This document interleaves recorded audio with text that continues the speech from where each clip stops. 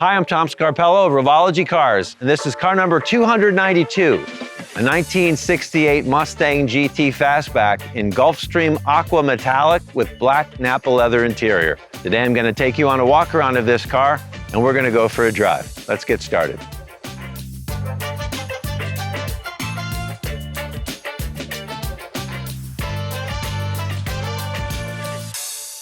All right, 1968 Mustang GT Fastback Gulfstream Aqua Metallic. This was an original 1968 color. A very pretty turquoise, very period correct. It just looks right on this car. Our 68 GT looks basically the way that it came out of the factory. Everything in the front looks exactly like the original GT, with the exception of the park lamps. Our park lamps have a clear lens and they flash amber. The original had an amber lens. Minor detail, we think it looks cleaner with the clear lens. We have the deluxe hood that features the turn signals inset into the hood, so when you're in the driver's seat or the passenger seat and you turn on the turn signal, you can see it flashing, which is a cool 60s feature. At the side, this car's equipped with the optional torque thrust wheels, 17x8, and it's a 245 section width tire. We use Michelin Pilot Sport 4S. Really happy with that tire. The GT badge on the fender,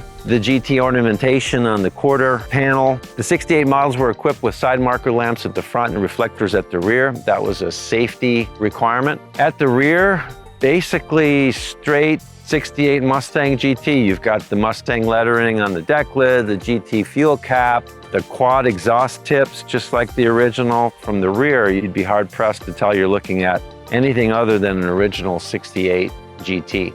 So the interior of car 292 features the optional Nappa leather. This is a Porsche black, and the entire interior is covered in leather, including the headliner and sun visors, so it's very luxurious and smells great. The veneer is genuine walnut, laser cut and fit, and the dash cluster is black. It looks very much like the original 68, but elevated to a much higher level of craftsmanship. If you look more closely, there's really a lot of things that we've designed ourselves that really bring this interior up to the level of craftsmanship that it is. So for example, the door panels. We don't buy the door panel. We designed the door panel in-house. Even this trim piece, we buy these in long sticks and we bend them on a fixture. The armrest is purchased, but we channel a groove in it so that the stitch can follow the groove, so the stitch can be perfectly straight. The dash pad is purchased, but we do modify it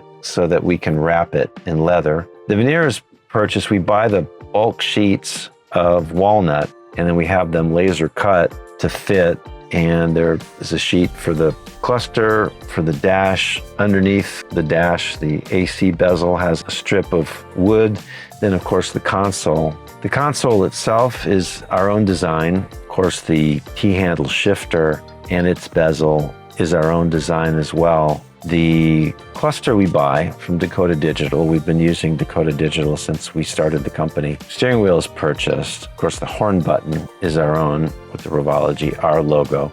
The carpet is purchased, but it's molded to our specification. Our transmission tunnel is significantly larger than the original, so we created a mold for this carpet. We buy it from Auto Custom Carpets, who we've been also working with for several years, but it's molded to the shape of our floor. The seats, of course, are our own design, as is the foam, the upholstery. Everything in the seat is assembled in-house. Headliner is cut in-house, made in-house. Sun visors are purchased, but we disassemble them and rewrap them in leather, as are the A-pillar pads. Even this lower dash trim piece is modified and wrapped in leather. So, you know, a lot of things that you don't really think about. It's an awful lot of work to get an interior up to this level. It's a lot of attention to detail and a lot of work by a lot of very skilled people. All right, let's go for a drive.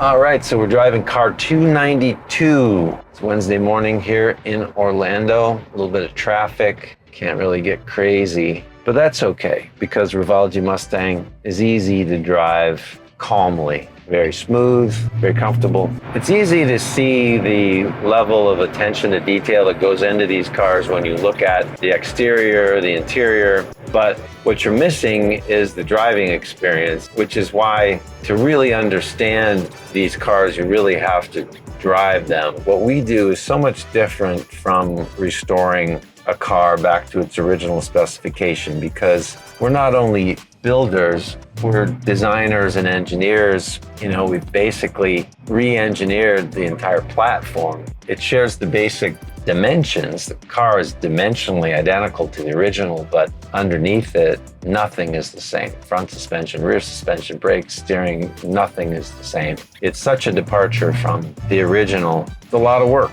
you know, to design and engineer and then build something as complex as a modern automobile consistently. And I say modern automobile because Revology Mustang has more in common with a modern automobile than it does with a vintage automobile in terms of the technology that's applied. And it takes a lot of people with a lot of different skill sets, technicians, engineers, supply chain experts, to make this happen. You know, the idea of this genius hot rod builder that does it all, right? The guy that can fabricate and paint and upholster and do all the electrical and powertrain and everything. I mean, it's a romantic notion, but it really doesn't exist. I mean, can you be good at everything? Yeah, you could be good, and I'm sure there are people out there that can do a pretty good job. But if you paint one car a month, how are you going to compete with somebody that's painting every single day, whose entire career is painting,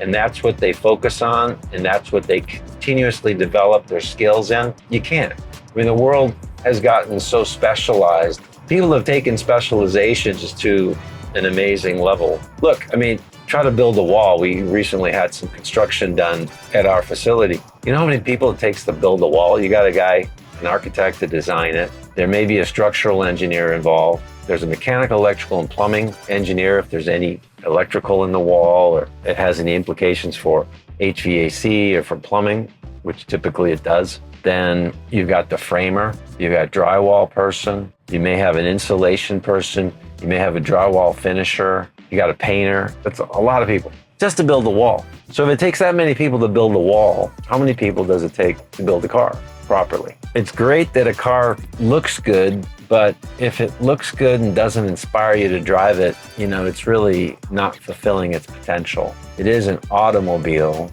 after all. It's supposed to be mobile, and that's part of the art. I always say the design is only part of the art to a car like this. The other part is the driving. It's performance art. It's like Cirque du Soleil, performance art. So anyway, that's my deep, profound thought for today.